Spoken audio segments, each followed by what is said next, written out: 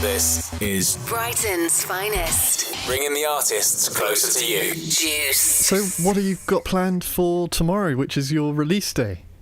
Because I can imagine you want to have a bit of a celebration. Yeah, we're going to definitely try to have a bit of a celebration. We're a bit spread out right now because we all live in a few different cities. But Tor, the guitar player, and I will be in the same city tomorrow night. So we're hoping to have a little celebration, at least us. And then Sunday we'll be in Berlin playing the first show of the tour that we're headed on. So that'll probably be a big night. I can imagine. And what a place to celebrate as well, Berlin. Yeah, exactly. But this must be a really strange but exciting time. Your debut album is coming out. That must be a weird thing to hear, right? Yeah, it is, especially for us because this band is our only band. We've been in it since we were 17, and it's the first time we were releasing a record with any project, really. So it's really exciting for all four of us. Oh, wow. When was the first time that you all together mentioned that you wanted to make an album as Sltface? Well, we've been talking about it almost since we started, but we were very clear from the start. We didn't feel like it was necessary to record a full album of songs unless we thought it would be something we would be proud of releasing. So we were very happy to release EPs. We've released 4 EPs, only 2 in the UK, but 4 in Norway, before the record has come out. And we had always kind of said that we were happy to release singles or EPs as long as that was kind of what we felt was best for us as a band. But then we kind of took the next step to try to write a full record of songs, to try to kind of experiment a little bit more with an audience's attention. Your sound has changed drastically, I can imagine, over that time, from your first demo ideas when you were jamming out tunes together to the album now. How would you say it's different? Because you all started in different bands, like yourself and your guitarist were in a punk band, and then the other half of the band was in a hardcore band. Yeah, and a bunch of different things. We've all been in bands since we were about 11 or 12. So we've all been in a bunch of different things our whole lives, everything from sort of more hardcore and to black metal to punk to everything. So I think mostly it's just kind of filled out more over the years as we've learned kind of what sounds good, I think. So it's become more dense. We like to think that we've become better songwriters over the years, which for us means keeping up a sense of urgency and cutting away parts of songs that aren't really necessary or that don't really add anything to the song. I think that's probably the main difference. A lot of the stuff on this record is also heavier than anything we've done before because we've kind of stuck to more pop things before this. Yeah, it sounds... I had listened to the album a few times now. It sounds like you've almost set yourselves quite a strict way of writing the album. Like if it doesn't sound good, then it's certainly not going to see anywhere near the song. Yeah, that's pretty much exactly it. No, that makes me really happy to hear you say that because that's exactly what we were going for, really, was something that was more polished version of things that we've done before. So our producer, Dan Austin, is really responsible for a lot of that and for kind of helping us hone our songwriting a lot over the past year. But we wrote 28 songs and we cut it down to 13 that we recorded, and then that got cut again to 10. So we tried to be really strict with ourselves. Well, and the other exciting thing there is that you've got these other songs which will hopefully see the light of day in a not too distant future. Yeah, we hope so too, at least some of them. But we're going to be on tour now until November, and then we've set aside a little bit of time to do some writing in a room all together. We obviously write when we're on the road, but it'll be nice to get to work on maybe some of the old ideas again or brand new things as well.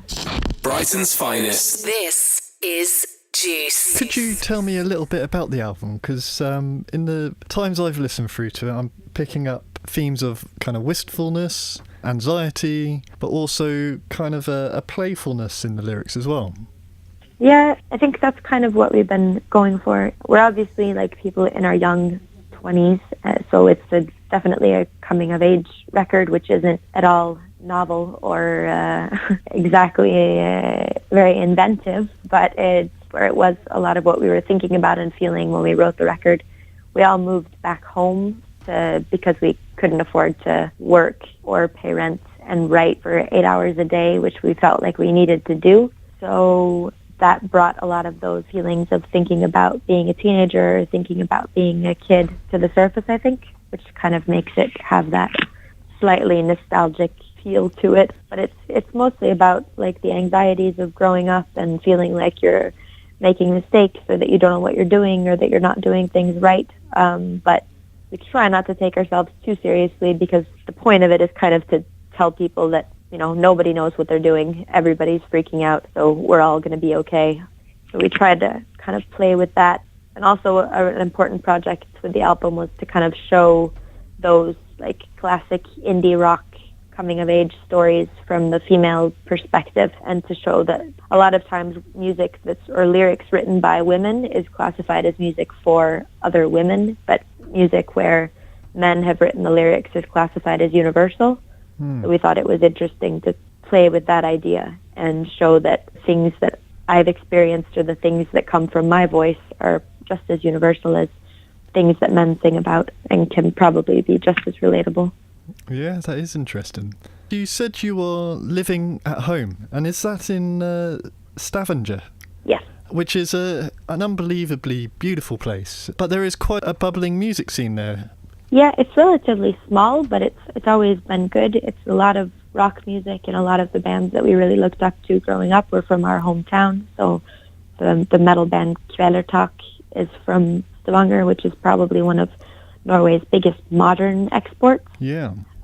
So things like that were really inspiring to us, especially when it came to like hard rock and metal bands.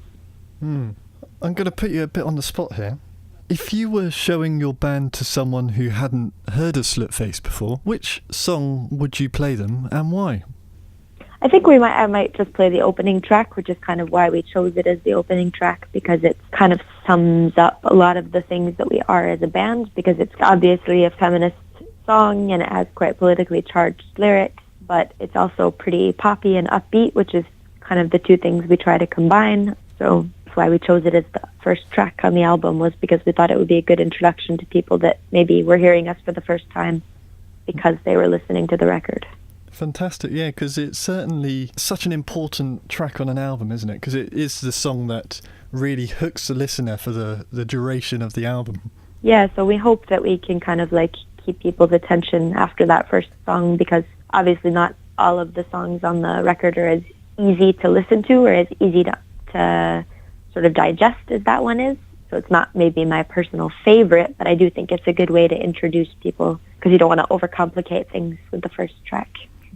Now, you are going on a tour, and it's a pretty big tour, doing lots of dates in Germany, as well as 24 dates in the UK, stopping off in Brighton on the 24th of October, which I'm mightily excited about.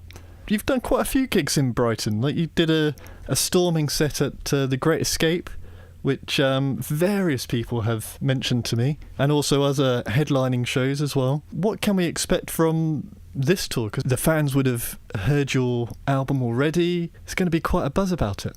Well, first we can say we really, really like Brighton a lot. We've been there a couple times now because our tour manager lives there, so sometimes on days off we just stay with him. Gotten to hang out quite a bit in Brighton, actually. So I think mostly in general for that show and for the rest of this tour, we have really tried to kind of step the live set up a notch to match the record, because obviously we think that the album is the best thing that we've done so far, because it's the newest thing we've done. And that's kind of the way it is to be in a band. So we've really tried to match the live set to that. It's, of course, still got a lot of energy, and we hope that that people maybe will have checked out some of the songs before they come to the live show, so we get some singing and maybe some dancing and some mosh pitting. But yeah, we're really excited to show people a more dynamic live show, because with some of the songs on the record, it's given us more of a chance to sort of play with the ups and downs of our music when it comes to the live set. This is Juice, Brighton's finest. bringing the artists closer to you.